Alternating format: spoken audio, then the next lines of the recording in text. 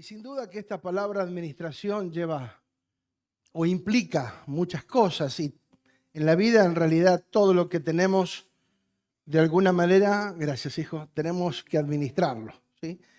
Tanto sea la vida, todo lo que hacemos hay que administrarlo. Aproveché esta semana, también escuché un reportaje de un hombre que no es cristiano, es un expresidente de una nación de Latinoamérica. Y él decía, la vida es un milagro, ¿cómo no dar gracias por la vida? ¿Sí? Le ganamos, y me puse a leer hoy un poquitito, cuando hay una relación sexual, se liberan aproximadamente entre 50 millones y 150 millones de espermas. Y solo llega uno, y ese fuiste vos. ¿Qué tal? Y hubieron un montón de diversas dificultades para que no llegaras. Muchísimos mueren en el proceso de intentar llegar porque es ir contra la corriente, donde hay un montón de factores que dicen no vas a pasar. Así que de 50 millones, entre 50 millones y 150 millones, la probabilidad de que lleguen son 10. Pero la posibilidad de que ovule es 1. Y ese fuiste vos. O sea que le venciste a más de 50 millones de movidas. No se pone contento, pero bueno, igual. Para usted es lo mismo, ¿no? ¿Sí o no? Claro, ahora que nos enteramos de que le vencimos a más de a 50, vamos a poner a 50 millones de compañeros que nos acompañaron y sin embargo, dígale que está al lado, llegué yo. ¿Cómo no dar gracias a Dios por eso? Si Dios no tenía un plan con nosotros, papá, no sé de qué otra manera lo podemos explicar. Llegaste vos, llegué yo. Y no es que porque éramos mejores o diferentes, fue su voluntad, su perfecta y divina voluntad que nos dio la posibilidad de llegar. Podríamos entrar en detalles, pero no quiero entrar en detalles, pero impresionante, amado, impresionante. Somos administradores en todas las áreas de nuestra vida. Facu nos ha hablado de responsabilidad también. Somos responsables de todo aquello que tenemos que administrar de alguna u otra manera, la posición que tenemos en Dios, ¿sí? Desde ese lugar. Somos hijos, ¿sí? Y como tales necesitamos administrar por causa de la posición que tenemos en Dios. Diga, tengo una posición. La palabra nos dice que somos hijos y que también somos herederos y coherederos con Cristo. Amén. Fuimos escogidos, por eso no hay dudas, desde antes de la fundación del mundo, para una elección que tiene que ver con una asignación. Me llamó la atención, porque cuando escuché el reportaje de este hombre, Pepe Mujica, que muchos los conocen, fue presidente de Uruguay, un hombre muy sencillo, muy simple, pero tiene unos conceptos bastante importantes, claros. Y en este reportaje él decía,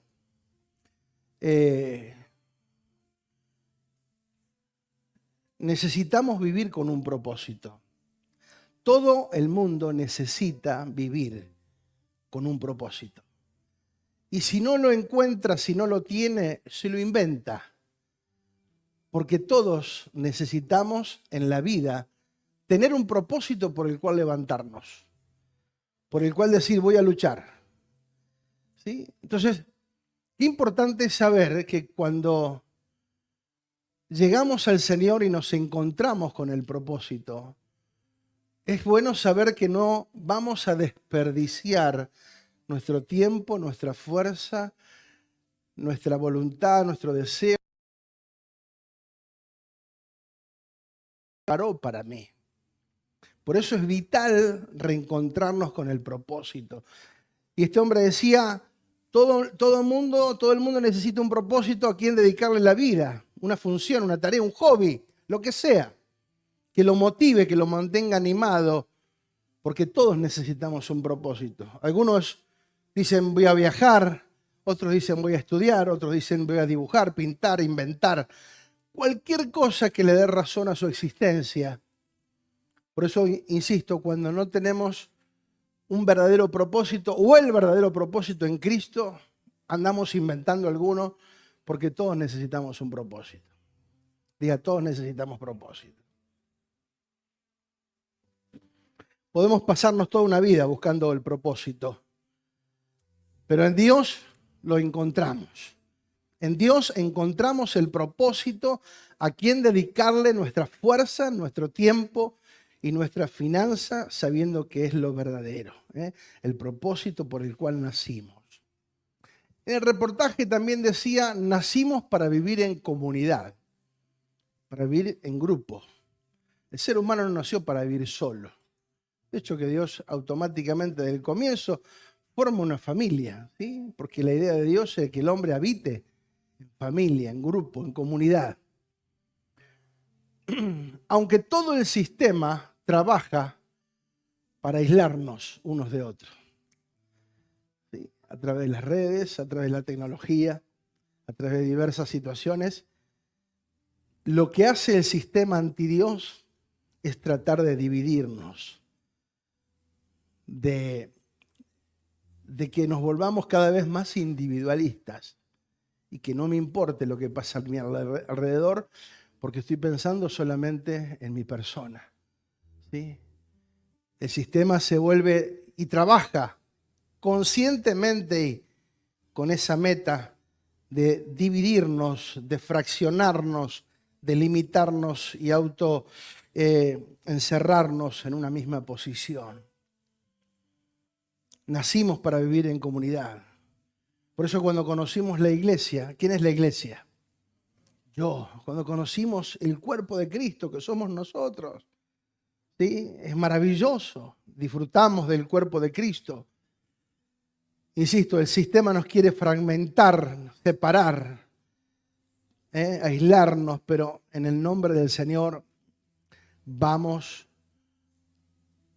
a vencer porque tenemos en Cristo las herramientas apropiadas para alcanzar lo que Dios ha preparado para nosotros. Amén. Insisto, lo que Él preparó para nosotros no fue una religión, fue un estilo de vida. Fue un estilo de vida. ¿Sí? Fue una vida que abrazaron aquellos primeros mártires, aquellos hombres y mujeres que tomaron la causa, y qué bueno es tener una causa, ¿no? Por eso digo, propósito, una causa. Por esta causa, decía el apóstol Pablo, yo doblo mis rodillas. Hay una causa, hay un motivo por el cual yo hago lo que hago. No lo hago simplemente porque todo el mundo lo hace, no lo hago porque me obligan. Tengo una causa a la cual le di mi vida. Y esa causa es la que me lleva y me motiva todos los días a seguir. Nacimos para vivir en comunidad. Insisto, tanto como lo demás, si no encontramos la comunidad que es la iglesia, buscamos una comunidad, una vecinal, un equipo de fútbol, barrial, meternos en algún grupo para tratar de ser partes e integrarnos en cualquier ONG, lo que sea, para tratar de pertenecer a un grupo y a través de ese grupo poder socializar, desarrollarnos y afectar a muchas personas. Por eso estamos en el profundo compromiso de indagar, de ahondar, de estudiar en esta reforma profunda. ¿Qué es lo que realmente Dios estableció para el ser humano? Y definirnos nosotros como personas. Y definirnos definitivamente que ya no somos religiosos, que ya no somos evangélicos, que no fuimos llamados a ser ni religiosos ni evangélicos. Fuimos llamados a ser parte de una vida y esa vida desarrollarla y manifestarla para que otros también la puedan alcanzar. Por eso tenemos el mensaje de la reconciliación. No es un mensaje de condenación, es un mensaje de reconciliación. Por eso dice la palabra que fuimos hechos ministros competentes de este nuevo pacto para que podamos ser aptos, idóneos y efectivos y entendidos en aquello que Dios ha preparado para nosotros. Lo que sabemos en Cristo nos afirma y nos establece. Lo que conozco, lo que sé y lo que entiendo, eso me afirma y me fortalece y me establece en el Señor. El ser humano fue creado, dijimos, con la capacidad de responder de manera efectiva a las responsabilidades que se nos otorgaron en el huerto del Edén. Qué loco. Digo, cuando nosotros perdemos el norte, cuando perdemos nuestra identidad.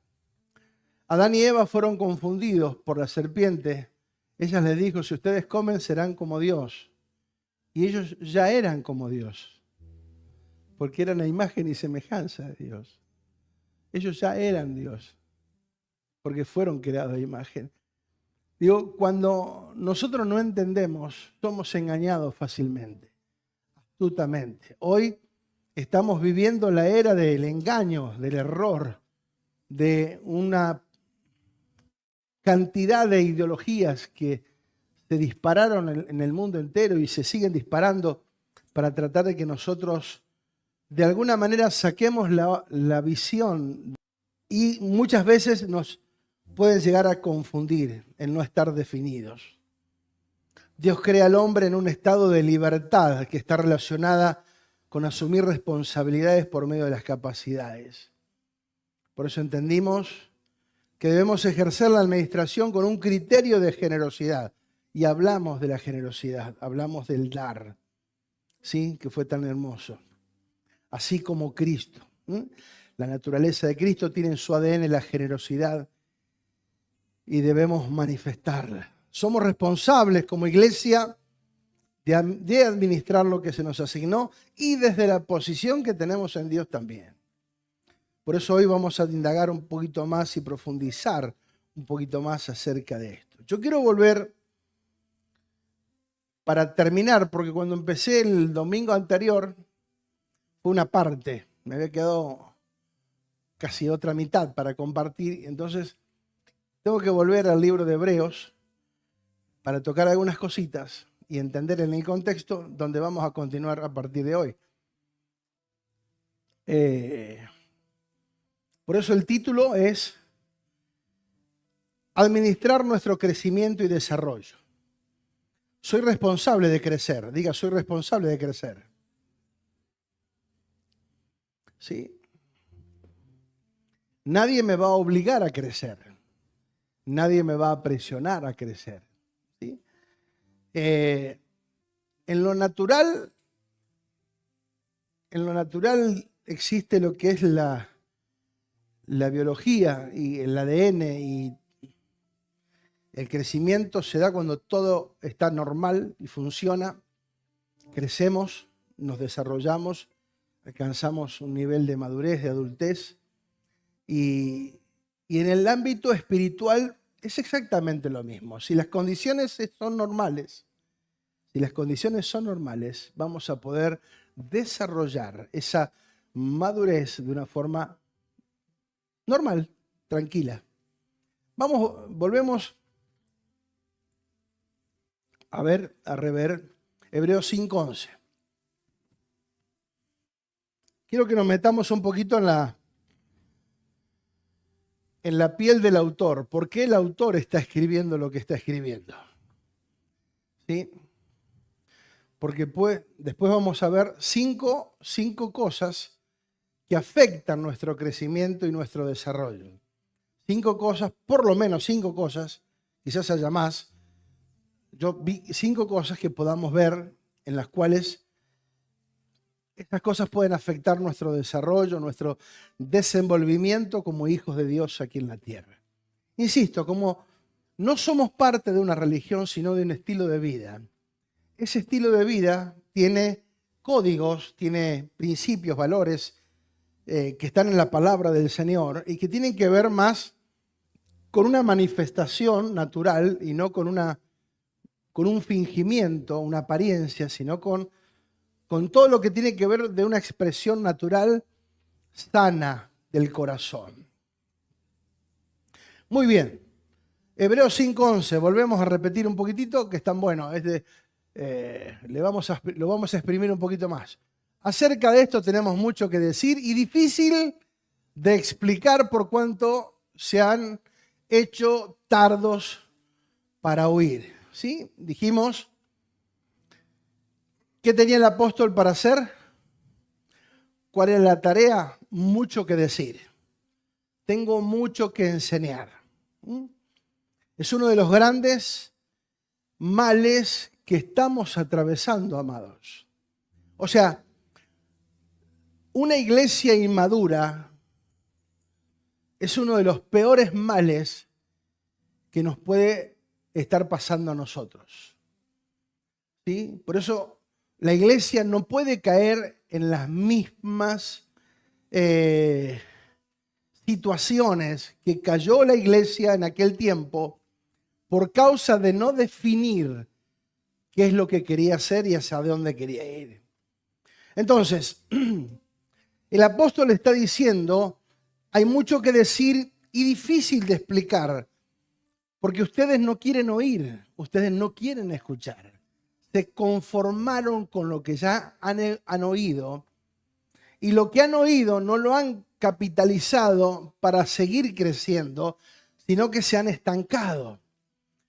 Por eso uno de los grandes males que existe y que atraviesa la iglesia en este tiempo y que no es inocente, está deteniendo el avance del evangelio.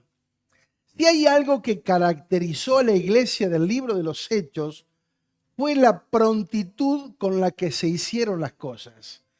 ¿Sí? El avance de la iglesia fue tan efectivo, tan rotundo, tan eficaz, porque estuvieron enfocados en la consigna. ¿Sí? El evangelio tenía que ser transmitido de boca en boca. Por lo tanto, todos los que abrazaban la causa se volvieron transmisores del evangelio donde ellos iban.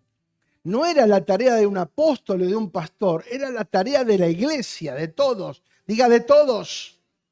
Era la tarea de la iglesia. Pero nosotros,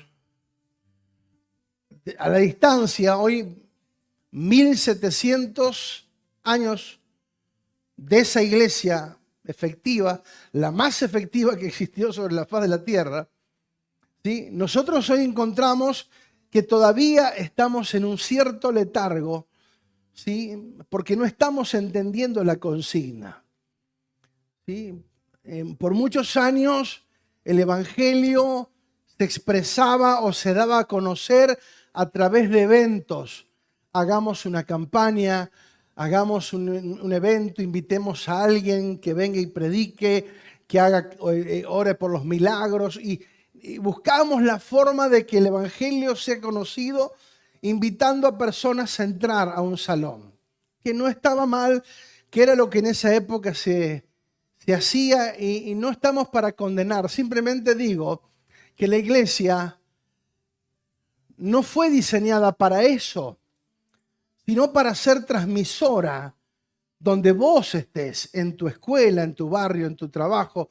Ahí expresar a Cristo, para que todos donde estén puedan conocer a Dios sin necesidad de hacer ningún tipo de movimiento, que después moverse para venir es una cuestión de lógica, de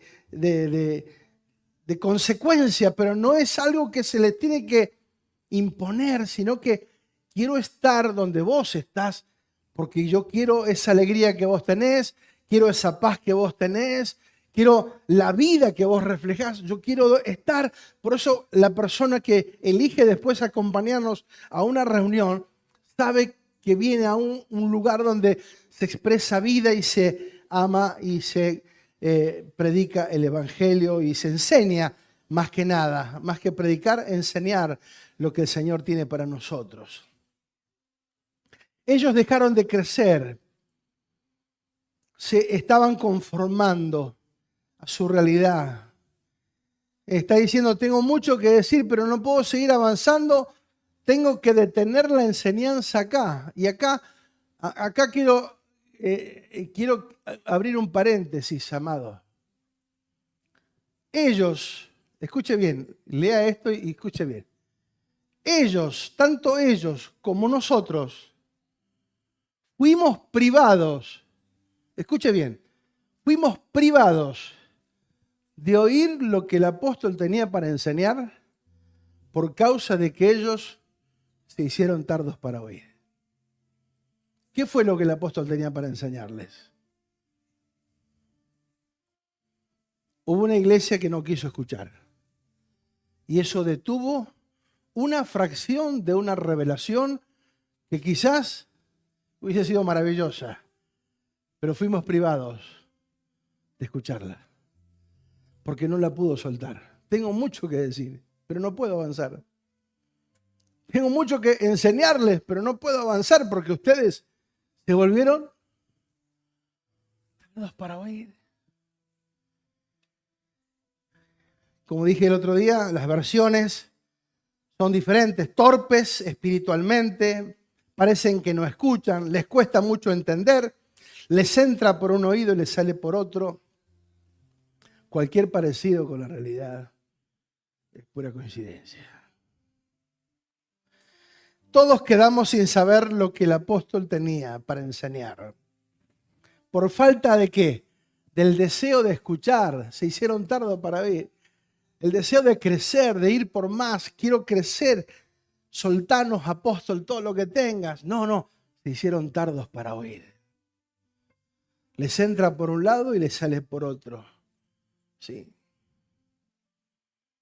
Y acá es la palabra clave, que como dije ese domingo pasado, el apóstol, el autor, que muchos dicen que es el apóstol Pablo, yo también creo que sí, pero no está definido, entonces vamos a poner el autor, les está animando, exhortando, ¿sí? Animándolos, no los está retando, los está animando a que crezcan. Ustedes tienen que crecer. Lo que han oído, eso lo tienen que capitalizar para crecimiento. Dice, porque debiendo ser ya maestros, después de tanto tiempo, tienen necesidad de que se les vuelva a enseñar cuáles son los primeros rudimentos de la palabra de Dios y han llegado a ser tales que tienen necesidad de leche y no de alimento sólido. Volver a ser como niños. Debiendo ser ya maestro, o sea, teniendo las condiciones, teniendo la preparación, teniendo el tiempo que han escuchado y que se han preparado para esto, teniendo todas las condiciones para ser ya maestros, todavía tienen necesidad de que se les vuelva a dar los primeros rudimentos, y eso lo hablamos un poquitito ese día, ese domingo. Ser expertos, ser competentes, sin embargo, tenemos que volver a la leche espiritual. ¿Sí? Las condiciones de ser ya maestros la tenían, pero la falta de crecimiento te mantiene en una mentalidad de necesitado. Tienen necesidad de... No entiendo, no sé, vuélvamelo a explicar. No tienen necesidad de un chef. Tenían necesidad de una niñera.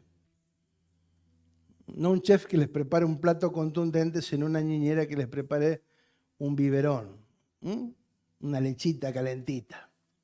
O sea, vuelven otra vez a los primeros rudimentos, donde ya eso tendría que estar recontra hiper establecido. La leche, la palabra enseña que nuestro alimento tiene que ser, nuestro primer alimento es la leche espiritual no adulterada. Esa fue la leche primera. Cuando conocimos al Señor, el Evangelio, conocimos al Rey de Reyes. ¡Wow! Esa palabra que transformó nuestras vidas, que nos volvió determinantes en Dios. Oh, pero después hay que comer alimento sólido. La leche es una etapa primaria. Dice, porque todo aquel que participa en la leche se vuelve un inexperto. Es inexperto, dice el verso 13, inexperto en la palabra de justicia, porque es niño. En lugar de ser experto, me vuelvo inexperto en la palabra de justicia.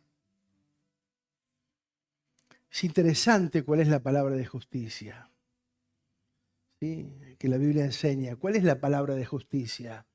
¿Cuáles son los parámetros de justicia que nosotros conocemos? Al apóstol Pablo le pasaron 1000 cosas. Y a la vista humana muchas de las cosas parecían ser injustas. Pero él nunca consideró que nada de eso era injusto. Es injusto que me apedreen por predicar el Evangelio. Es injusto que me encarcelen por predicar el Evangelio. Es injusto, es injusto, es injusto. Y sin embargo nunca dijo eso. Todo lo puedo en Cristo que me fortalece. ¿Y cuáles son los parámetros de justicia? Porque muchas veces pareciera ser que las cosas que nos suceden a nuestro alrededor o a nosotros y que nos tocan y tocan nuestros sentimientos, parecieran ser actos de injusticia. Y decimos, ¿por qué a mí? ¿Por qué yo? Y la pregunta sería, ¿por qué no? ¿Por qué si a otros sí, a vos no? ¿Por qué no? Entonces nos damos cuenta que conocer la palabra de justicia es lo que te vuelve sólido. Y ahora lo vamos a ver. Por eso debemos ser competentes, administrar todo de tal manera que podamos crecer de manera natural, orgánica y efectiva. El no crecer me vuelve inexperto, no apto, no idóneo, no efectivo. Ser expertos en la palabra de justicia es una asignación. Cuando nosotros manejamos la palabra de justicia, tenemos recursos escriturales para desarrollar una mentalidad gubernamental. ¡Wow! Cuando manejamos la palabra de justicia, entonces tenemos recursos escriturales para desarrollar una mentalidad gubernamental con códigos de gobierno y de justicia.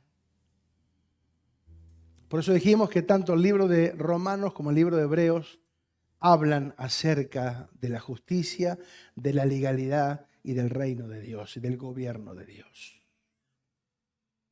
Por eso esta palabra es irrevocable, inalterable, es ayer, hoy y por los siglos.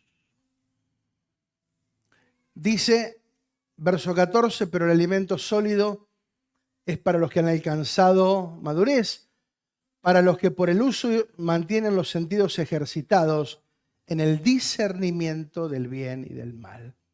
¿Sí? Los que manejan códigos de gobierno del reino de Dios, códigos espirituales y escriturales de la palabra de justicia, tienen los sentidos ejercitados en el discernimiento, que es lo bueno y que es lo malo.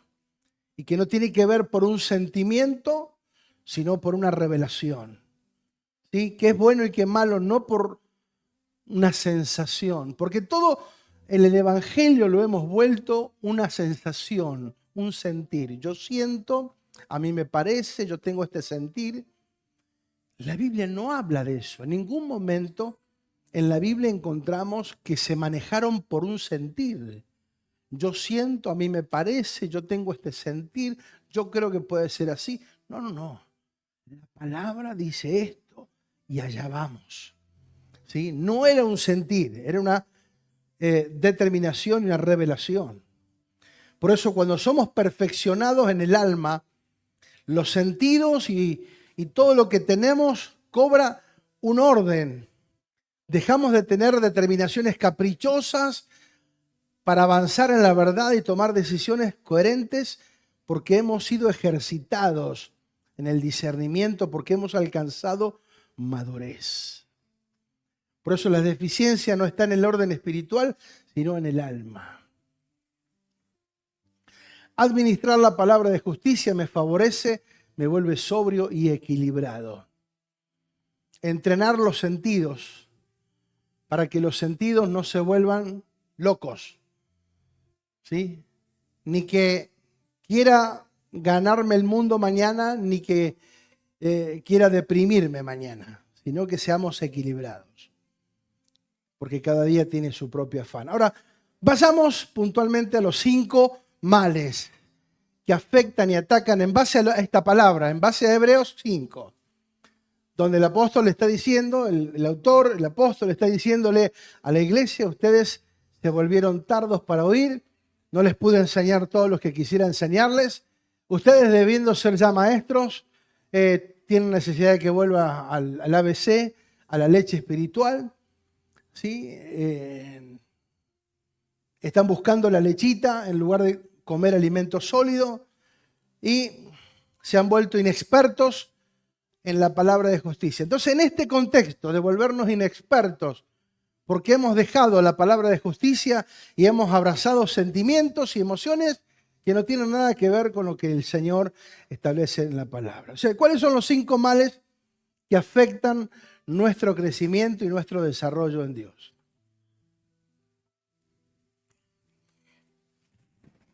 ¿Lo quieren saber? Muy bien. Los que toman nota. 1. La ignorancia. Primer mal que afecta a la iglesia en este desarrollo es la ignorancia. La ignorancia no estamos hablando de falta de escuela o de no haber alcanzado una carrera o algo por el estilo. Amados, Jesús escogió a 12, de los cuales se llamaron hombres sin letras. O sea, eran brutos los viejos. Hombres sin letras. Sin embargo, Él los entrenó, los capacitó, les enseñó. Y llenos del Espíritu Santo se volvieron personas, wow, altamente productivas, efectivas, y que se asombraban de la manera en que hablaban. ¿Cómo puede ser? Si este no era, sí, pero mirá cómo habla ahora. Sí, exactamente. Entonces, no pasa por falta de escolaridad. Tiene que ver con otra cosa. La ignorancia, ¿qué ignoramos? Es lo más importante. Y hemos hablado mucho, pero, insisto, creo que nunca es poco todo lo que podamos enseñar acerca de la verdad presente. Hemos hablado acerca de la verdad presente y del nuevo pacto. Si yo ignoro la verdad presente y el nuevo pacto, estamos complicados. Lo hemos enseñado. Toda la Biblia es verdad. Toda la Biblia es verdad. Pero no toda la Biblia es una verdad presente. Por eso hemos usado verdades que pertenecían a otros pactos que no nos fueron eficaces. ¿Por qué? Porque simplemente ya están dadas de baja. Porque cuando se inaugura el nuevo pacto, el anterior fue dado de baja. Nos queda la enseñanza poderosa del antiguo pacto y de los 6 pactos que encierra el antiguo pacto, enseñanzas poderosas. Pero los principios del antiguo pacto ya no funcionan en el nuevo. Y amados, yo por años creí que la Biblia era toda una sola. Y que todo era la misma cosa y metía todo. Hasta que uno se entera. Hasta que te hacen ver, hasta que te hacen abrir los ojos y te dicen: hey, pero ¿de dónde sacás eso? Y la Biblia dice que Él dio de baja el antiguo pacto para inaugurar el nuevo y último gran pacto, el cual lo llamó el pacto eterno. O sea, este pacto había sido reservado desde la eternidad. Los 6 anteriores fueron para el pueblo de Israel. Pero este pacto fue desde la eternidad porque era para la iglesia. Y la iglesia nunca fue el plan B de Dios. Bueno, mi pueblo no me quiso escuchar, mi pueblo fue rebelde. Bueno, el plan B, me hago una iglesia. No. La iglesia fue siempre el plan número 1. Por eso en este nuevo pacto dice que acá ya no hay judío, ni griego, ni hombre, ni mujer. Delante de Dios somos todos iguales. Pero el pacto, la verdad presente, es la que yo tengo que conocer.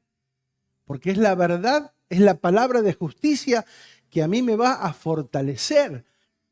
¿Sí? Yo puedo estudiar, de hecho que, amados, nos cansamos de predicar del antiguo pacto. ¿Sí? Ya no sabíamos cómo matar a Goliat. De tantas veces que lo predicamos. Y siempre le buscábamos y le rebuscábamos para sacar un poquito más. Y estuvo bueno, eso fue real, fue verdad. Eso sucedió poderosamente. Pero hoy tenemos una realidad que es mejor, que es superior y que está en Cristo. Por eso hoy tenemos una verdad superior que está basada no en un hombre, sino en Cristo. No en una doctrina, sino en Cristo. Entonces este nuevo pacto hace que la verdad presente de este pacto me vuelva sólido. Porque yo comienzo a comer esta verdad que me nutre porque es la verdad que está presente ahora. Actualmente está vigente, el pacto que está vigente. Lo que somos y tenemos en Dios, nuestra identidad ahora como hijos de Dios. ¿Se entiende o no se entiende? Entonces, conocer esa verdad, por eso ignorar esta verdad nos ha traído mucho retraso. Porque nosotros decíamos, bueno, vamos a dar 7 vueltas a la ciudad como lo hizo Josué. Y dimos vuelta a la ciudad y no se cayeron ni las hojas. Y era otoño, o sea,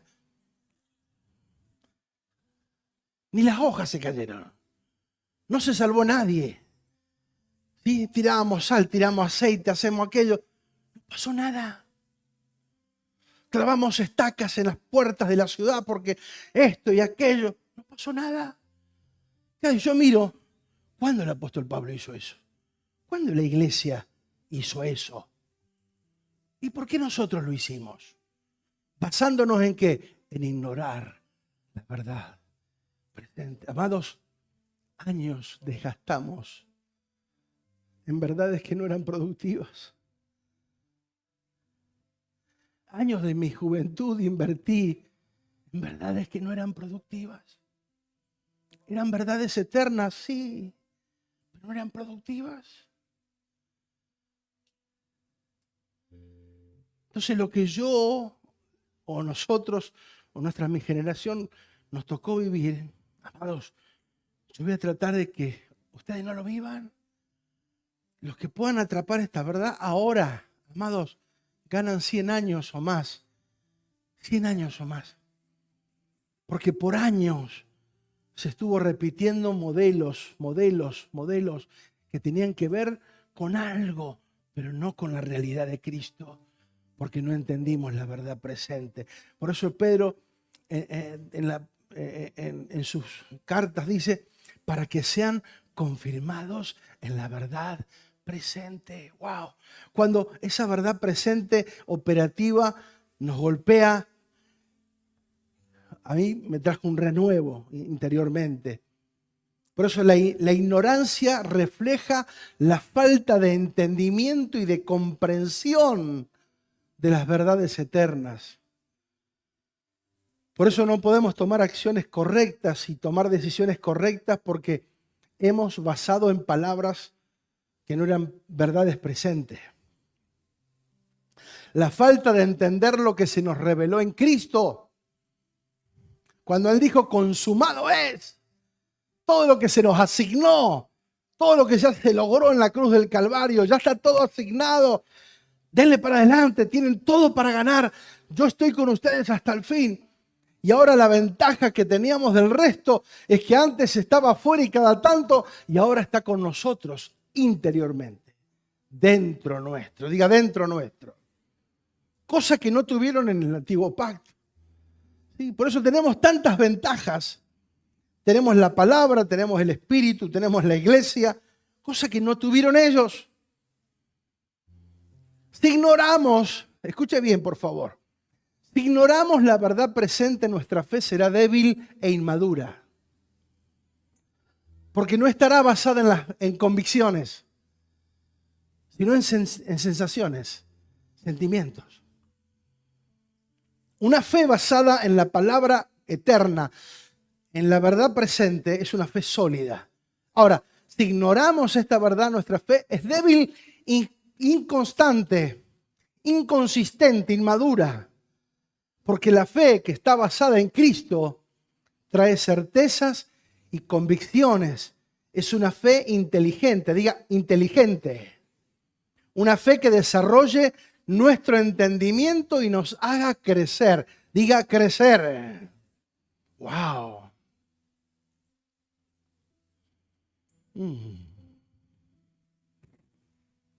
Segunda de Pedro 3, 17 y 18.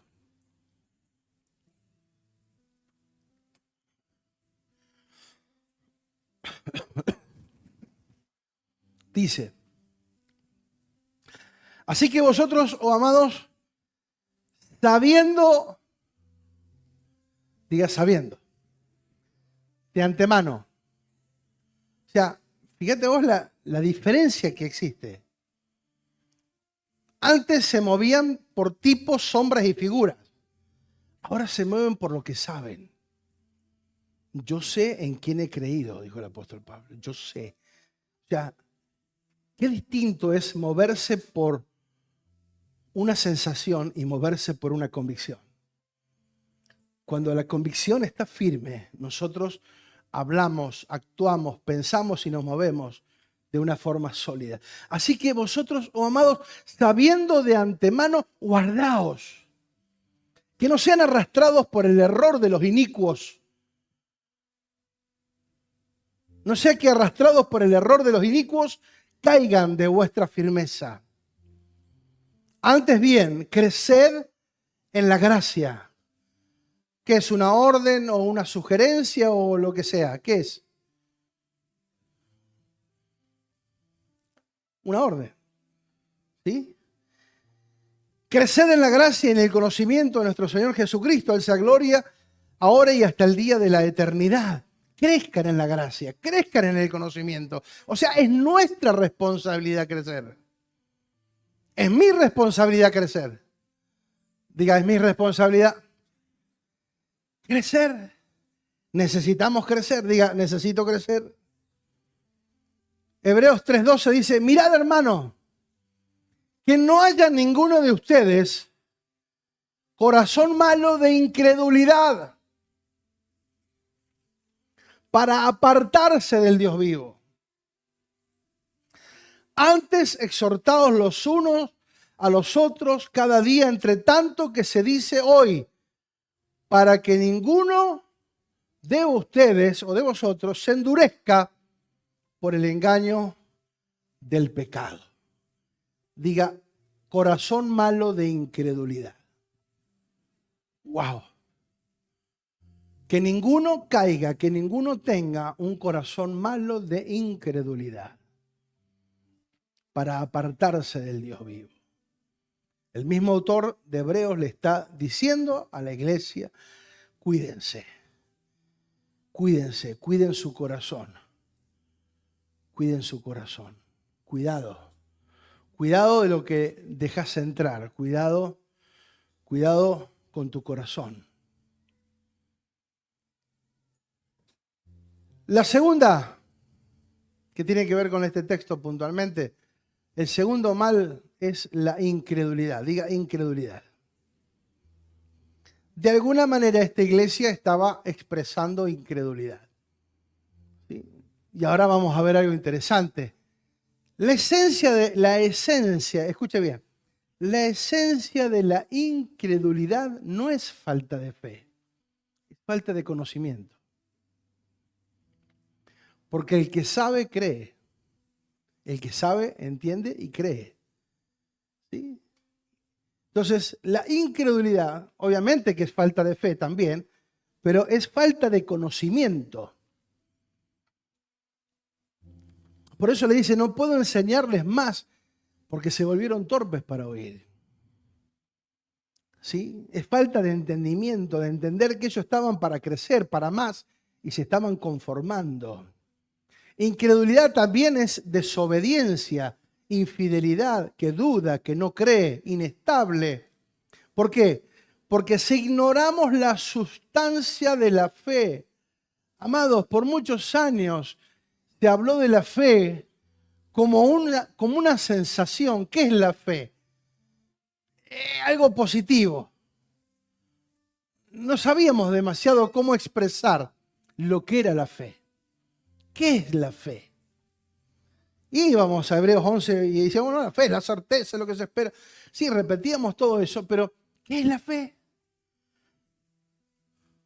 ¿Cómo puedo saber qué es la fe?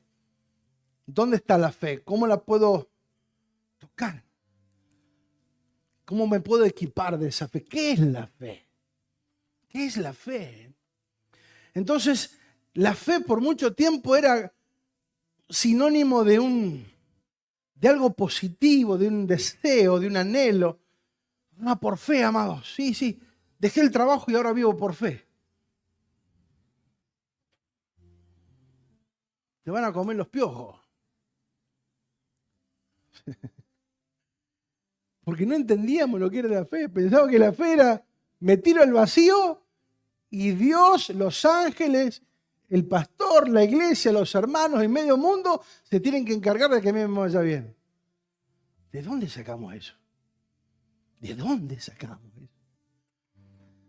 Por eso mucha gente que vimos, que dijeron voy a vivir por fe, fracasaron. Tengo 45 años de habitar la iglesia, conozco algo, hemos visto algo. Mucha gente que dijo voy a vivir por fe y renunciaba a unos trabajos espectaculares. Y hasta el día de hoy nunca más se pudieron reponer. Quedaron en una chatura, limitados en la mente. No pudieron avanzar porque malinterpretaron la fe. Como que la fe es algo que, bueno, Dios me tiene que sostener. Y los hermanos, y la iglesia, el pastor, todo el mundo me tiene que ayudar. Porque yo vivo por fe. Si tenés fe, comé. Si tenés fe, viví. Ahora, si tenés que salir a pedir, no es fe. ¿Se entiende? Entonces, el que sabe, cree y entiende. Si ignoramos, insisto, la sustancia de la fe, que está, ¿dónde esa verdad? En la verdad presente. En la verdad presente encontramos, ¿sí?, cuál es el verdadero concepto de la fe. La medida de fe que tenemos es la medida de fe de Cristo. Diga de Cristo, la del Hijo de Dios. Amados, no se te va a dar más fe de la que ya tenés. Porque la fe que tenemos es la fe del Hijo de Dios. Gálatas 2:20. Me decía, ¿dónde saca el pastor estas cosas? Bueno, acá está. Con Cristo estoy juntamente crucificado y ya no vivo yo, mas vive Cristo en mí, y lo que ahora vivo en la carne lo vivo en la fe del Hijo. Lo que vivo en la carne lo vivo en la fe del Hijo de Dios. O sea que vos y yo tenemos la misma fe que Cristo. Ahora, ¿Jesús usó la fe para hacer cualquier barbaridad? La fe la usó para cumplir con el propósito eterno. La fe la usó de la manera que la tenía que usar. Entonces esa fe te fortalece. La fe que viene en el Hijo de Dios es la fe que te equipa, pero te fortalece. Una fe que te vuelve sólido, ¿sí? Te vuelve firme, porque no estás comparando o viendo realidades, ¿sí?, o fantasmas, sino que te moves por principios, por certezas y por convicciones. Y porque tenemos una fe inteligente. Por la fe entendemos, dice Hebreos 11:3, por la fe entendemos que el universo fue constituido por el Señor. O sea, por la fe entendemos, la fe te hace entender. La fe es una fe inteligente, una fe sabia, una fe equilibrada, prudente, que te lleva a moverte y a actuar de la manera correcta, no a hacer locuras.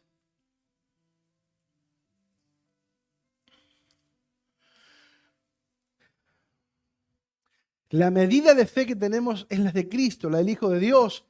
No vamos a tener más fe. Sí vamos a tener más entendimiento y más comprensión y más conocimiento de todas las cosas, pero no más fe.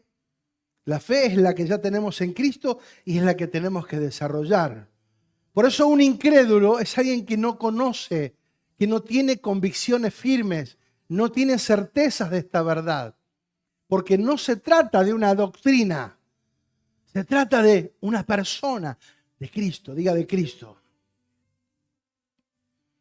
Segunda de Timoteo 1:12 dice, por lo cual asimismo padezco esto, pero no me avergüenzo, porque yo sé a quién he creído. Por eso la convicción del apóstol Pablo, la convicción que tenía Jesús en esa fe poderosa, una fe sólida, que los llevó a enfrentar todos los desafíos que les tocó atravesar de la manera correcta, con un pensamiento y una actitud correcta, no de víctima, no de injusticia, no porque me pasa a mí, y por qué esto, y por qué aquello, y que esto y que lo otro. No, no. Ellos sabían en quién había creído. Fíjate lo que dice 2 Corintios 4:13. Pero teniendo, fíjate, está clarito acá. Pero teniendo el mismo espíritu de fe, conforme a lo que está escrito, creí por lo cual hablé. Nosotros también creemos, por lo cual también hablamos. Por lo que creemos, por lo que sabemos, por lo que entendemos. No por algo que no sé qué irá a pasar, qué iba a ser. No, no, no. Nosotros sabemos. Creí por lo cual hablé, nosotros también creemos por lo cual también hablamos. ¿Sí? Por eso es importante fundamentarnos esto. Tercer mal que esta iglesia de Hebreos 5 está atravesando. Diga la indiferencia. El peligro de la indiferencia. ¿Está seguro que quiere que siga, no? ¿No se van a enojar conmigo? Miren que me estoy reponiendo recién, tranquila. Ay.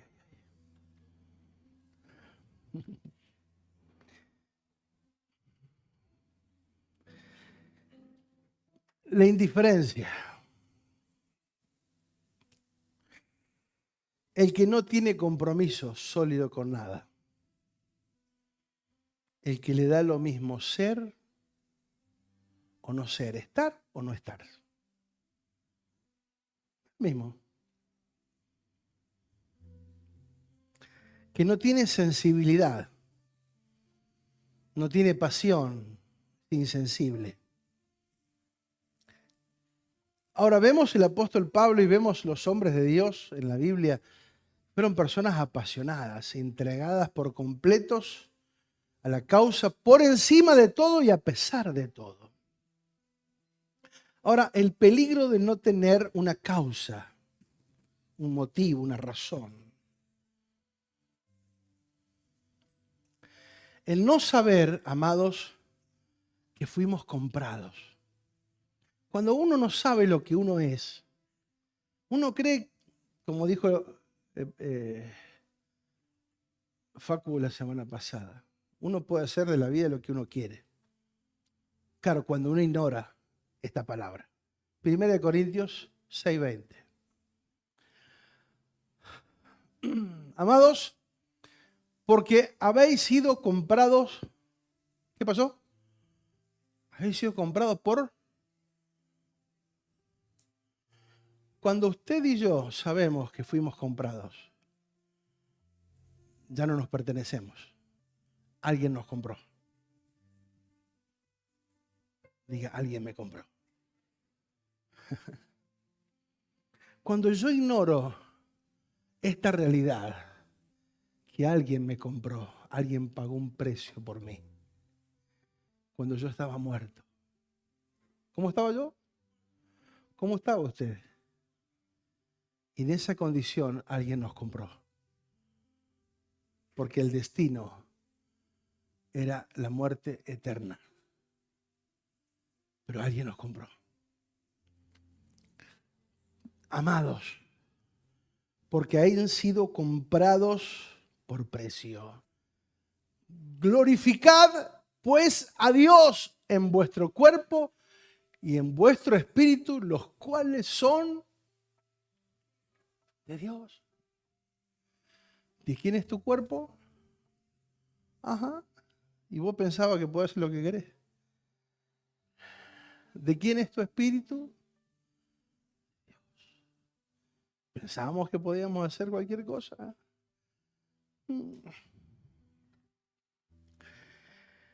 Primera de Corintios 7:23.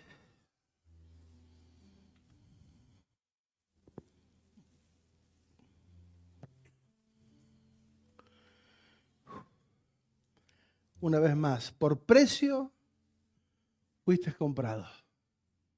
No se hagan esclavos de los hombres. Por precio fuiste comprado. No te vuelvas a esclavizar. No te vuelvas a esclavizar. Efesios 2:4. Pero Dios, que es rico en misericordia por su gran amor con que nos amó, aun estando nosotros muertos, por su gran amor con que nos amó, aun estando nosotros muertos en pecado, nos dio vida juntamente con Cristo, y dice entre paréntesis, por gracia son salvos. Por eso digo, yo no puedo ser indiferente cuando yo entiendo esta realidad. Que tu destino y mío estaba perdido, muertos, no físicamente, sino espiritualmente, atados. Primera de Colosenses 1:13 dice, el cual nos ha librado de la potestad de las tinieblas. ¿De dónde nos sacó? Estábamos bajo la autoridad de las tinieblas, bajo el poder del maligno. Estábamos atados. No teníamos esperanza. El diablo nos tenía preso en el pecado, en la mentira, en el robo, en la angustia, en el engaño. Ahí estábamos, sin esperanza, sin fe. Pero ahí, dice, Él nos rescató, nos libra de la potestad y nos trasladó al reino de su amado Hijo. Diga, fui trasladado a un reino.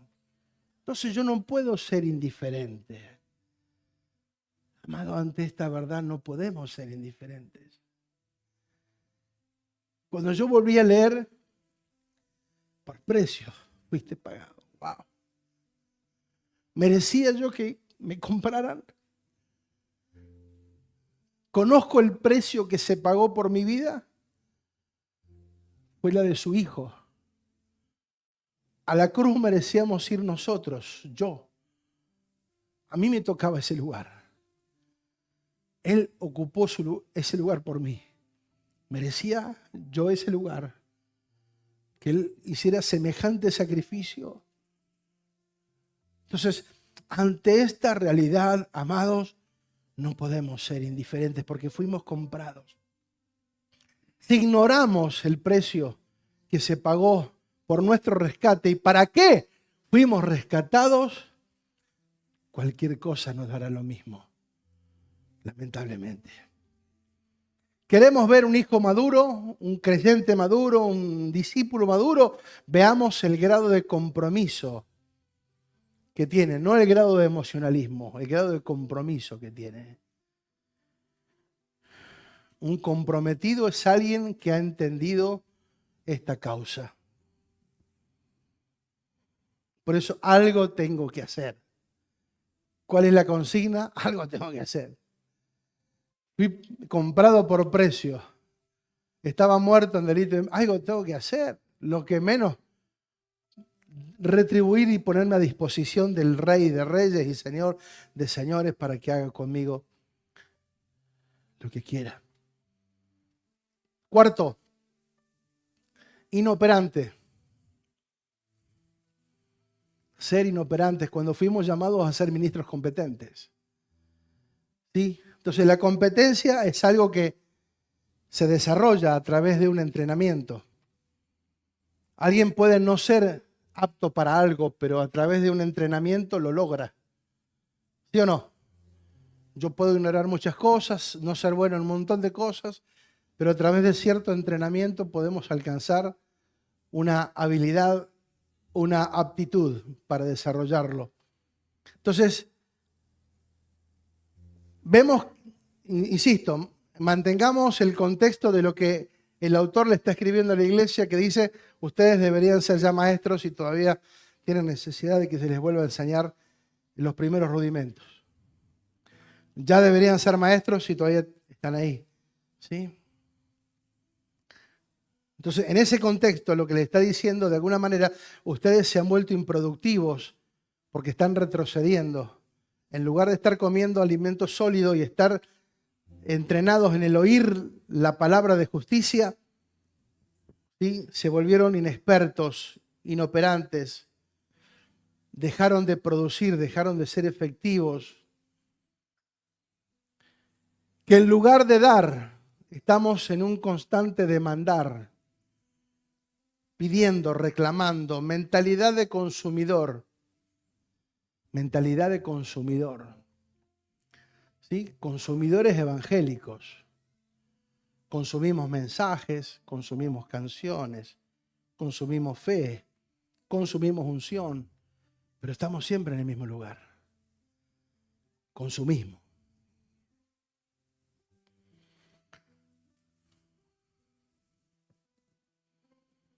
Interesante, amados. Yo estaba pensando, mientras preparaba, digo, cada vez que nos juntamos, ¿con qué mentalidad nos juntamos? ¿Con la mentalidad de dar o de recibir?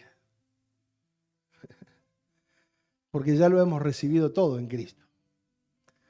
¿Sí? Nos deberíamos de convocar bajo una mentalidad de dar. Acá está mi vida, te la entrego. Cada día me la pongo a disposición, papá, acá está. Vengo con la mentalidad de, acá estoy, de darte todo lo que pidas, acá estoy. Y no con que alguien que me dé. Porque fuimos llamados a ser competentes, el deseo de crecimiento, de avance, de progreso, de alcanzar todo aquello que se nos asignó, abocados a conocer y a entender y a desarrollar los talentos, a servir. Eso tenemos que revertirlo. Es lo que le está diciendo el autor, entre líneas, a esta iglesia de Hebreos que se ha quedado, se ha estancado. Juan 15:16 dice, no me eligieron vosotros a mí. Ustedes no me eligieron a mí, yo los elegí a ustedes, dice NTV. Ustedes no me eligieron a mí, yo los elegí a ustedes, les encargué que vayan y produzcan frutos verdaderos. Así el Padre les dará todo lo que pidan en mi nombre. ¿Pero qué se nos encargó? Ir y producir frutos verdaderos. Fuimos llamados a ser productivos. La iglesia fue llamada a ser productiva, pero nosotros estamos enredados en nuestras propias situaciones por falta de determinación. Por eso la iglesia del libro de los Hechos tuvo que venir una persecución sobre ellos para que dejaran de pensar tanto en ellos. Y parece ser que la historia está reclamando lo mismo. Parece ser que nos tienen que perseguir para que nosotros entendamos cuál es el verdadero propósito de nuestra vida. Porque si no tenemos el pie en la cabeza de alguien que nos quiere oprimir, no entendemos y no aprovechamos la oportunidad y la libertad que tenemos para predicar el Evangelio. Digan, nací para ser productivo. Me escogió para ser productivo. Se me pagó con precio para ser productivo. Juan 15:4 dice, permanezcan en mí y yo permaneceré en ustedes. Pues una rama no puede producir fruto si la cortan de la vid. Y ustedes tampoco pueden ser fructíferos a menos que permanezcan en mí. Ciertamente yo soy la vid, ustedes son las ramas.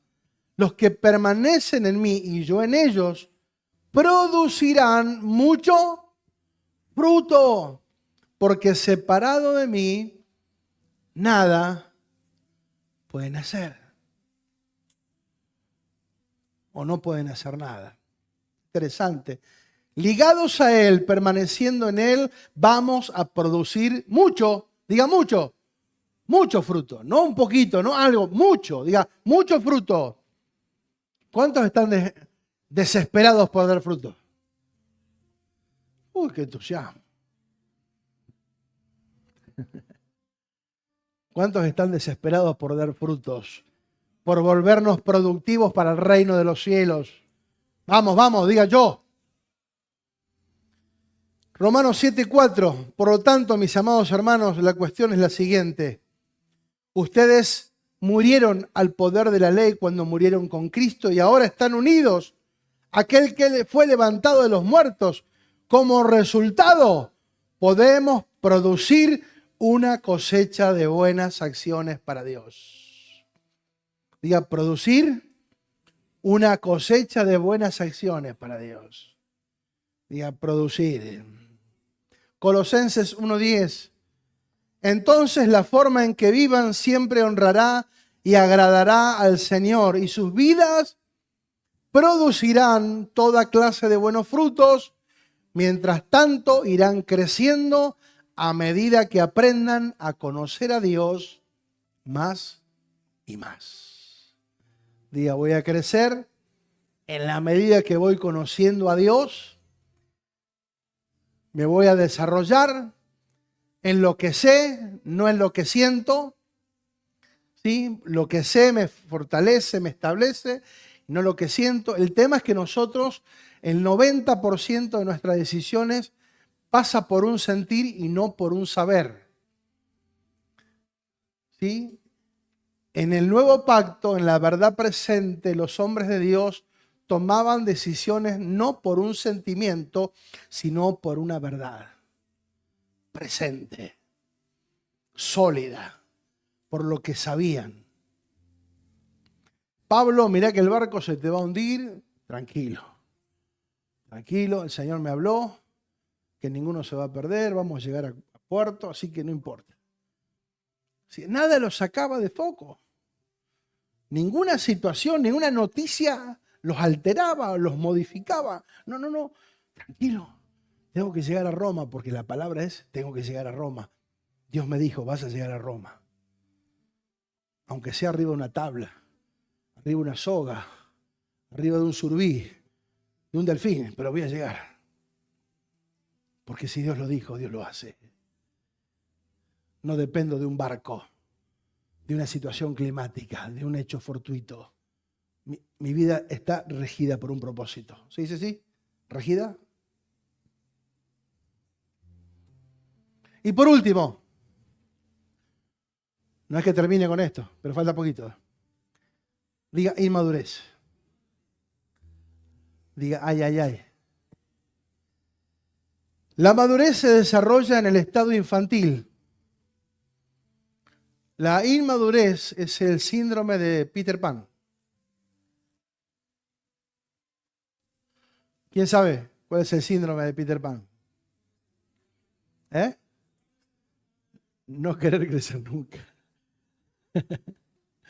Y está bueno ser niño, ¿verdad? Pero en un momento hay que crecer. Y ahí es donde muchas veces entran los conflictos. A quienes por razones de situaciones de la vida nos tocó crecer antes de tiempo y salimos a la calle a los 13 años a trabajar y enfrentarnos a la vida, toda esa parte de lo que el mundo dice adolescencia, no sé lo que es porque ya a los 14 años estaba cumpliendo. En esos años sí, yo entré a los 15 años, a los 14 años, en una fábrica en blanco.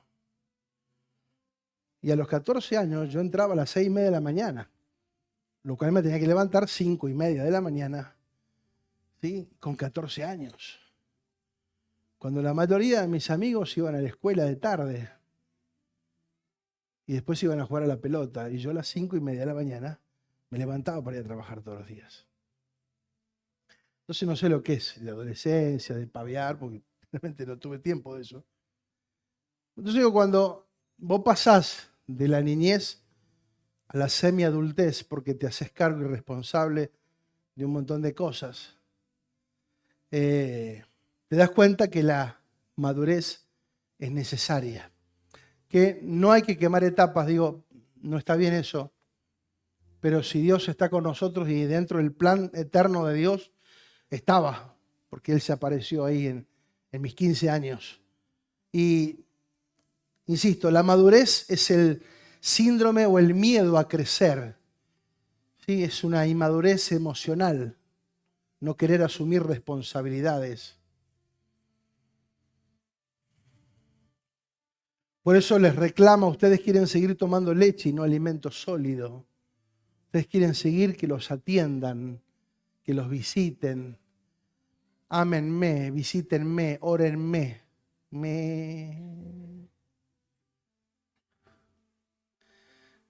Son grandes, pero quieren seguir siendo niños. No necesitan un chef, necesitan una niñera. Lo dije hoy. Ser niño no es un problema. ¿Sí? Darle la mamadera a un niño no es un problema, ¿verdad? ¿Alguien tiene problema en darle una mamadera a un nene? No, de hecho que le hemos dado la mamadera a nuestros nietos, o algunos, los más grandes, no sé si tomaron leche, mamadera. ¿Tiago tomó leche? ¿Mamadera? Bueno, pero supongamos.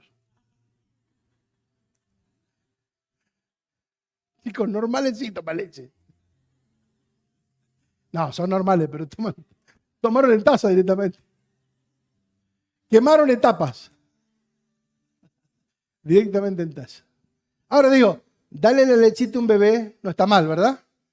El tema es sacarle los bigotes después. Ahí sí ya te complica. ¿Qué pasó acá? ¿Sí? Entonces, ser un niño no es un problema. Pero en ellos, esa situación les estaba generando un retraso, lo que dije al principio. La falta de ellos de crecimiento, de anhelar crecer, detuvo el avance de la revelación. Lo que el apóstol Pablo quiso enseñarles, no se los pudo enseñar. Y nosotros también fuimos privados de eso. De cuántas verdades más hubiese incluido y que no hubiesen sido beneficiosas para nosotros hoy. Por eso crecer es un tema personal. Uno decide crecer, madurar. Uno determina el crecimiento. Hay 3 etapas en las cuales nosotros podemos evaluar el crecimiento o el nivel de crecimiento de una persona. Lo que piensa, lo que habla y cómo juzga. Una persona la escuchás hablar, qué es lo que habla, qué es lo que piensa o cómo juzga diferentes situaciones en la vida, nos damos cuenta en qué nivel de madurez espiritual está. 1 Corintios 13:11 dice el apóstol, cuando yo era niño, hablaba como niño, pensaba como niño, jugaba como niño, mas cuando ya fui hombre, dejé lo que era de niño. ¿Verdad? O sea, es normal que cuando uno es niño hable y piense y juzgue como un niño. Yo quiero ese juguete es mío. ¿Sí? Yo quiero eso, yo quiero los berrinches y cosas que muchas veces surgen por causa de la niñez. Ahora, cuando somos adultos, cambiamos. Cambia nuestra forma de hablar, cambia nuestra forma de pensar y cambia nuestra forma de juzgar. No importa cuánta Biblia sepan, no importa cuántos versículos sepan de memoria o hayan incorporado a lo largo de los años, puede pensar, hablar y juzgar como un niño, por más que tenga mucho conocimiento. es cuánta palabra de justicia ha entendido para que esa persona se vuelva sólida. Pero los que toman leche se vuelven inexpertos en la palabra de justicia. Gálatas 4 hace una mención y da un ejemplo. 4:1 y 2 dice lo siguiente. También digo que entre tanto que el heredero es niño, en nada difiere de un esclavo, aunque es señor de todo. Repito, pero también digo, entre tanto que el heredero es niño, en nada hay diferencia con un esclavo, aunque es dueño de todo, sino que está bajo tutores y curadores hasta el tiempo señalado por el Padre. Entre tanto que el heredero es niño, es igual que un esclavo. La inmadurez, sinónimo de esclavitud. Entre tanto que el heredero es niño, entonces no es cuestión de salvación, es cuestión de administración. Yo puedo ser heredero, legalmente heredero. Legalmente tengo derecho a la herencia, pero por mi inmadurez no se me va a otorgar.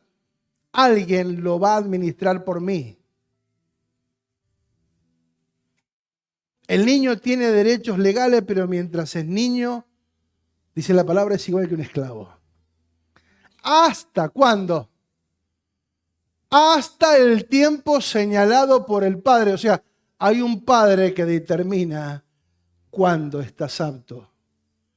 Hay un Padre que determina cuál es tu nivel de crecimiento, de madurez. Por el tiempo, Padre en minúscula. ¿Entiendes? Por eso encontramos en la Biblia, por ejemplo, en el libro o en la historia de la ley, puntualmente, se decía que un niño era legalmente apto para recibir una herencia a partir de los 13 años. Apto legalmente, no apto para administrar, era apto legalmente. Por eso, cuando aparece la parábola del hijo pródigo, viene el hijo menor y le pide la herencia y el padre se la da, porque legalmente estaba autorizado para recibirla. No estaba preparado para administrarla, por eso él la desperdició. ¿Sí? Pero estaba habilitado para dársela. Por eso cuando el hijo le pide, el padre se la da. Y dice la palabra que él malgastó la herencia viviendo perdidamente. ¿Por qué? Era inmaduro. ¿Sí? No tenía la capacidad, no tenía el desarrollo. Yo pregunto, hoy un chico de 13 años y una nena de 13 años, hormonalmente y biológicamente están listos para ser padre y madre. ¿Sí o no? Ahora, ¿están aptos para eso? ¿Se dan cuenta? Que tengamos legalidad para algo no significa que estemos aptos para hacerlo. La madurez marca la diferencia. Lo que en un punto puede ser un problema, cuando hay madurez es una bendición, es un regalo de Dios, una fiesta. ¿Sí? Mientras en otro lugar es un problema y hasta una tragedia, muchas veces. Porque aunque está, no es apto todavía. Entonces, entre tanto que el heredero es niño, es igual que un esclavo. Tiene derecho, pero no está apto hasta el tiempo señalado. O sea, el padre determina y evalúa la madurez y el compromiso.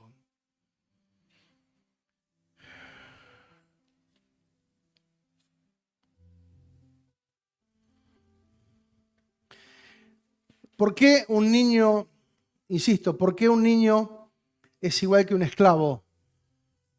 Y ahí vemos la referencia en el hijo pródigo nuevamente. Cuando él vuelve a la casa, dice, quiero que me hagas como uno de tus sirvientes, como uno de tus esclavos, porque no soy digno de ser llamado tu hijo. La mentalidad inmadura te mantiene mentalidad de esclavitud. No soy digno de ser llamado tu hijo, llámame esclavo. Tómame como un esclavo porque no soy digno. La mentalidad inmadura nos mantiene en un nivel de inmadurez y de esclavitud. Nos limita para poder avanzar. Jesús a los 12 años, amados,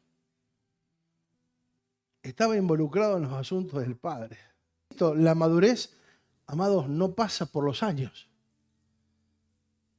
Es una determinación. ¿En qué apuntamos o en qué determinamos invertir nuestra vida? Jesús era 100% Dios, pero era 100% hombre. En la tierra vivió como hombre. 100% hombre. Y a los 12 años, vamos a leerlo por favor, Lucas 2:41. Entendiendo que Jesús nació en el antiguo pacto. Él nació, dice la palabra, bajo la ley, porque él la tenía que cumplir y cancelar. Entonces nació bajo la ley. Y los evangelios son un estado de transición entre el viejo pacto y el nuevo pacto. Jesús establece y comienza el estado de reforma, porque dice, ustedes oyeron que se dijo, mas yo digo esto. Ustedes escucharon ojo por ojo, diente por diente, yo digo amad y perdonad. O sea, él ya empezó con la reforma, pero a la vez iba cumpliendo con la ley para poderla cancelar. Ahora veamos Lucas 2:41 que dice, iban sus padres todos los años a Jerusalén en la fiesta de la Pascua. Iban sus padres todos los años a Jerusalén en la fiesta de la Pascua. Punto. Los padres eran temerosos de Dios y amaban la ley. Ellos cumplían religiosamente y establecieron hábitos en Jesús. Ellos iban todos los años a Jerusalén a la fiesta de la Pascua. No sé si me entienden. Ellos cumplieron y al establecer hábitos, Jesús estaba habituado a ir todos los años a la fiesta de la Pascua, a estar en el templo, a estar en los ámbitos correctos. Somos los padres los que establecemos un modelo.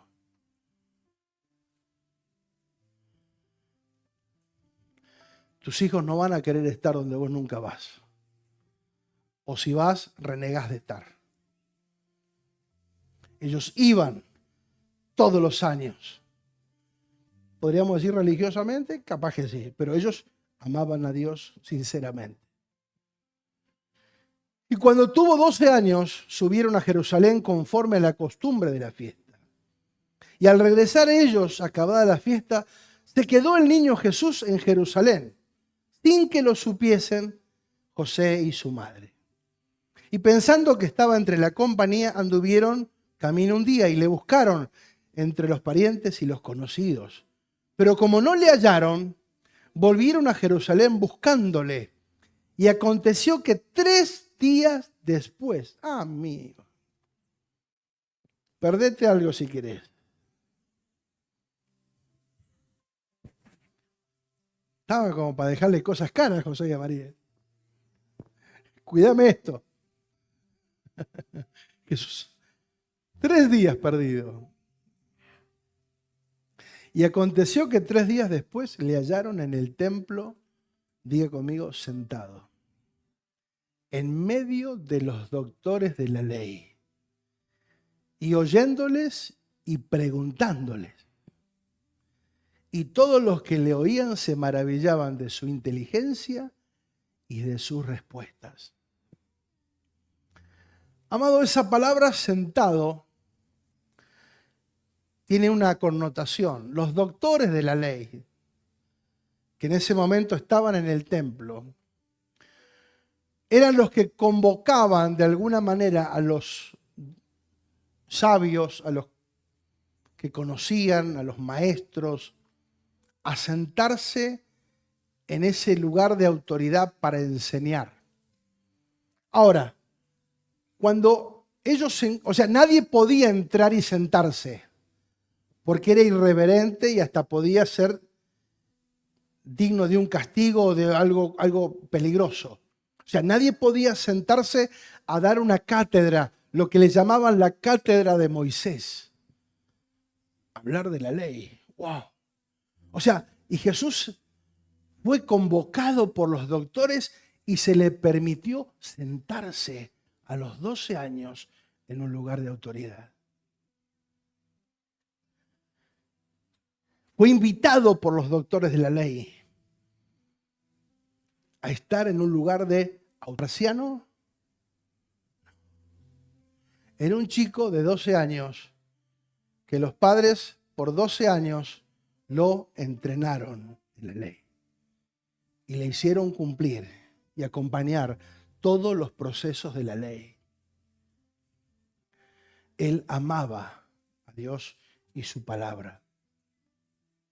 Si bien él conocía porque era el Hijo de Dios, pero insisto, él no usó de todo lo que él era,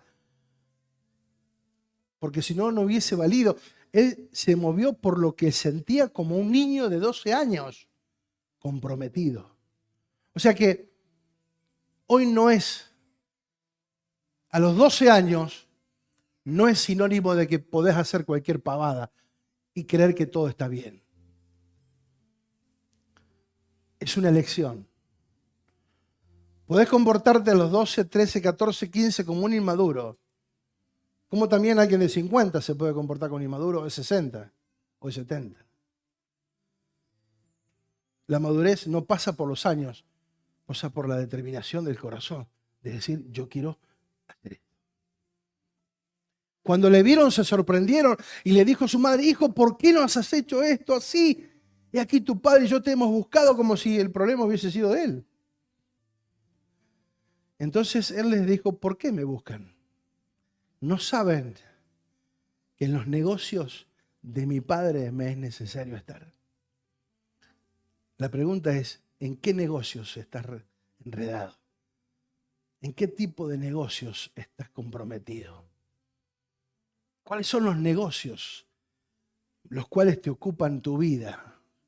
Son el centro de tu realidad. ¿Cuál es el negocio? Y no digo que esté mal negociar, digo, en los negocios de mi padre me es necesario estar. Fíjate, por eso digo, la diferencia entre el antiguo y nuevo. Dice el verso 50, mas ellos no entendieron las palabras que les habló. O sea, Jesús les dijo eso y los padres, José y María, no entendieron. La diferencia del antiguo pacto, la falta de revelación, al nuevo pacto donde se movían por lo que sabían y entendían. Ellos no entendieron. Y descendió con ellos y volvió a Nazaret y estaba sujeto a ellos, porque no era un rebelde. Él se quedó porque era necesario estar involucrado en los que hablaban. Y su madre dice, guardaba todas las cosas en su corazón. Y Jesús crecía en sabiduría y en estatura y en gracia para con Dios y los hombres. Por eso una iglesia inmadura es una iglesia que atrasa la comunicación del mensaje apostólico. Por eso es interesante saber, menos mal que no vinieron los inmaduros hoy. Hoy faltaron. Qué bueno es saber que hoy podemos ser maduros y avanzar, que el reino avance, que yo sea parte de la solución y no del problema. Cuando invitamos a alguien a asistir a una de nuestras reuniones, los invitamos a que sean parte de una familia sólida o que sean parte de una guardería.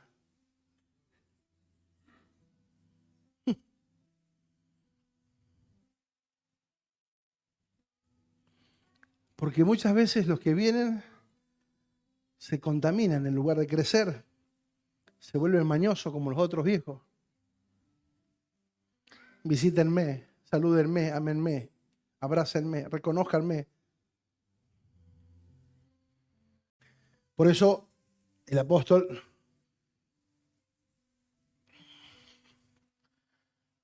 estaba escuchando a un maestro que decía que Juan escribió el Evangelio de Juan después que escribió el Apocalipsis. Porque en el Apocalipsis como que se le reveló todo y tenía todo tan claro que después le fue más fácil escribir el Evangelio. Tremendo, digo. Cómo fueron los órdenes, ¿no? Cuando se te revela, cuando uno entiende, escribe y edifica el libro de Juan. Pero la carta de Juan, primera de Juan 2:12, dice: os escribo a vosotros, hijitos. ¿Por qué? Porque vuestros pecados ya han sido perdonados por su nombre. Diga, una generación que tiene resuelto el tema del pecado. Les escribo a ustedes porque sus pecados ya fueron perdonados. O sea, que ustedes tienen en claro quiénes son. Que ya no va a venir el diablo a acusarlo con un pecadito del año del Jopo. No. Tranquilo. Les escribo, hijitos, porque ustedes han sido perdonados, porque vuestros pecados fueron perdonados por su nombre. Os escribo a los padres. ¿Cuántos padres hay acá? Vamos. Les escribo a los padres porque conocen. ¿Por qué? Al que es desde el principio. Una generación entendida de padres que saben, que conocen al que es desde el principio. A mí me puede enseñar un versículo, pero Cristo yo lo conozco. A mí me puede enseñar un tema, pero Cristo yo lo conozco. ¿Se entiende? Al que conocen desde el principio. Les escribo a vosotros jóvenes. ¿Cuántos jóvenes hay acá? Nada. Pues. ¿Qué es eso? Dicen que la juventud es la edad de oro, la flor de la edad. ¿Dónde están los jóvenes? Peor, menos 10. ¿Dónde están los jóvenes? Claro. Un poquito más de pila. Les escribo a ustedes jóvenes. Fíjate que les está escribiendo a una mentalidad, a gente entendida. No los está tratando como ustedes, mi amorcito, no saben nada, tienen que aprender. No. Ustedes le dicen, les escribo a ustedes, hijos, porque ustedes ya vencieron el pecado. Les escribo a los padres porque ustedes ya conocen desde el principio al que era desde el principio. Ustedes ya conocen. Qué bueno, una generación de padres entendidos. Les escribo a los jóvenes porque han vencido al maligno. Ni yo. Díganlo como que lo creen. Les escribo a ustedes jóvenes porque han vencido al maligno. ¿Ustedes saben que han vencido al maligno? ¿Y por qué andan? El diablo, ay, me agarró el diablo, ay, me agarró y me hace pecar el diablo. No, pecás porque es un salame. Punto. Hacete cargo. Les escribo a ustedes jóvenes porque han vencido al maligno. Oh. Pero de verdad, amados, le está hablando a una generación que sabe. Si no saben, no digan nada. Yo prefiero que no digan nada, que hagan silencio, a que digan algo por compromiso. Si ustedes realmente saben y tienen la convicción de lo que se está diciendo acá, yo les escribo a ustedes porque ustedes han vencido al maligno. No es que el maligno no anda asustando por ahí, no, ¿qué asustando? El diablo está debajo de mis pies. A ver.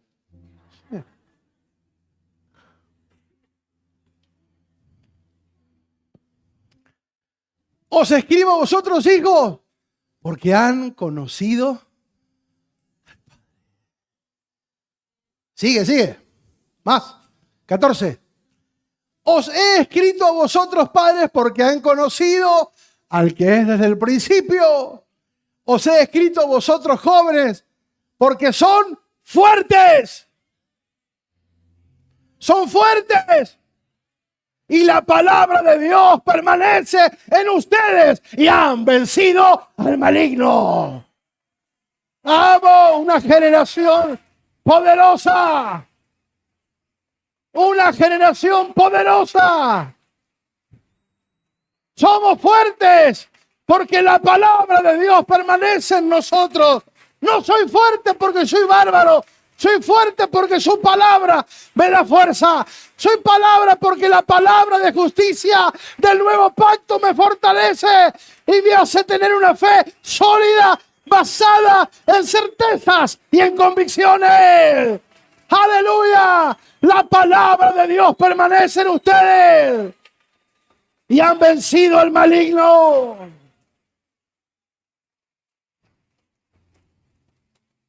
Amados, en otra palabra, el diablo nos tiene que tener miedo.